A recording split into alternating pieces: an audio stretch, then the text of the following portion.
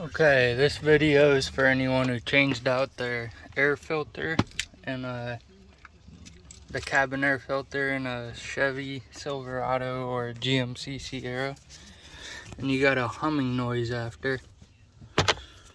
So I had that happen to me, and I just fixed it without having to tear everything apart. I pulled my cabin air filter out. Right there is where it goes.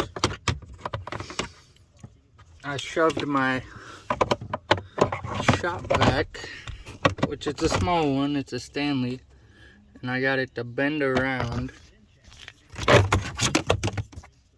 and go down into the blower motor, I think is what it is. But I shoved it down in that circle in the middle, and the humming stopped.